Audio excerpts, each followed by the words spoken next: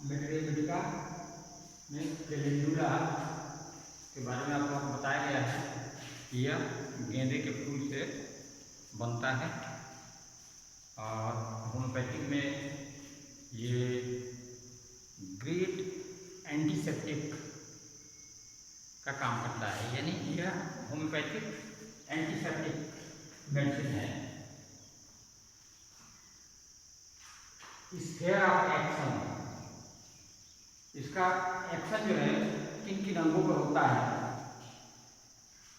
It acts on muscles, tendons, nerves, scalp, skin इत्यादि। इसका action मांसपेशियों पर होता है, टेंडन्स पर होता है, नर्व पर होता है, स्कैल्प यानी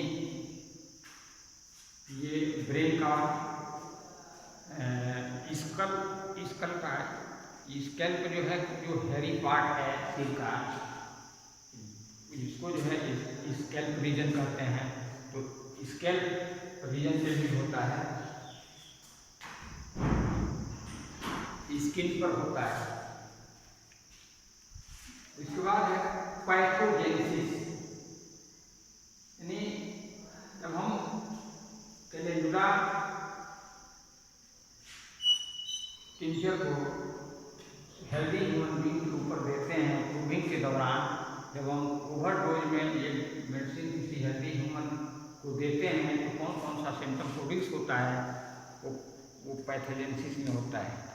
तो it's action on the muscles, tendons, nerves etc produces a condition similar to lacerated injury. यह जो है मांसपेशियों पर, टेंडन पर, नर्व पर एक्शन करके लेसिरेटेड इंजरी, जैसे मालूम होता है कि चोट लग गया है, वो पार्ट जो है लेसिरेटेड हो गया है, छिल गया है, कट गया है, इस तरह का दर्द, इस तरह का अनुभव होता है। With solution of continuity of skin with suppuration. और ये जो है जैसे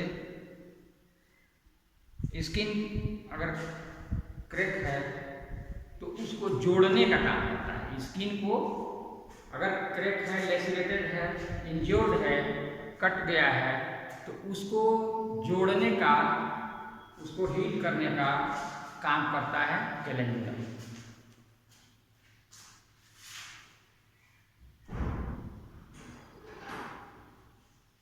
guiding symptom, calendula is almost specific for clean surgical cuts or lacerated wounds or suppurating wounds. It prevents suppuration, promotes healthy granulation tissue and rapid healing by first intention. दूसरा है constitutional tendency to erysipelas. तीसरा है pain is excessive and out of all proportion to injury due to probably nerve involvement. Calendula is almost specific for clean. ये जैसे surgical cut है, calendula से जो है क्लीनिंग का काम होता है। जैसे सर्जिकल कट है, ऑपरेशन हुआ है, उसको वॉश करना है, तो सर कैलेंडुला ट्यूब से उसको वॉश करते हैं। या लेसिरेटेड घाव है, उसका ड्रेसिंग करते हैं कैलेंडुला से।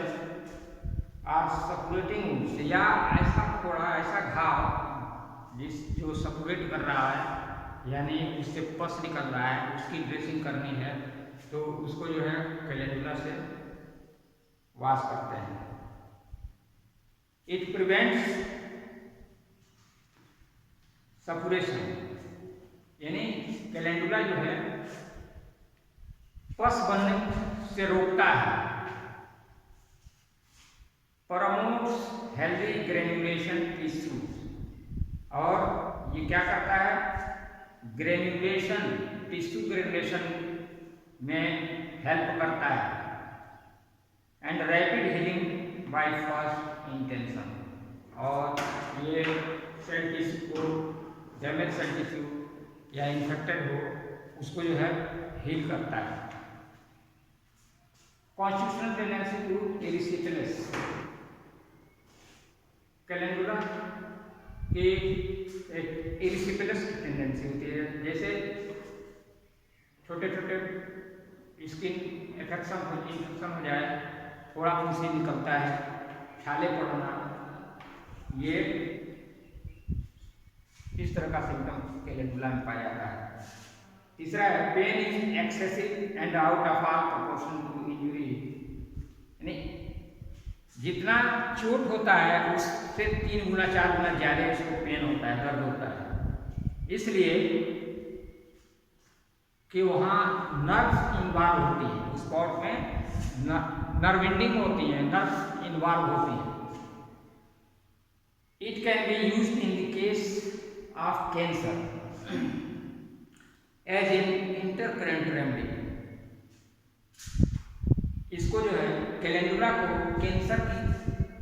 कैंसर में इंटरकरेंट रेमेडी के रूप में इस्तेमाल किया जा सकता है। इंटरकरेंट का मतलब बीच बीच में, जैसे मान लीजिए कोई दवा है, कोनियम है, साइलिसिया है, अगर दिया जा रहा है और पेशेंट जो है कैंसर का है, कैल्केरिया फास्ट भी कैंसर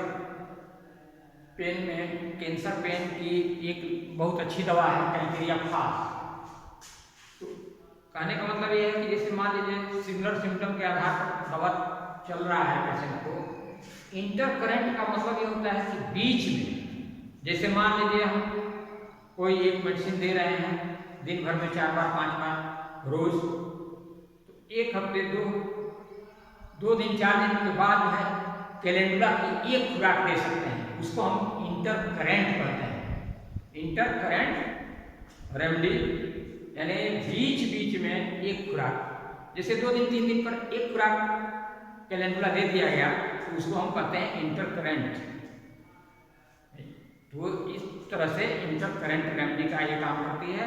2 दिन 3 दिन 4 दिन एक हफ्ते पर एक खुराक बीच में दे देना चाहिए, उससे हीलिंग जो है और तेज हो जाती है।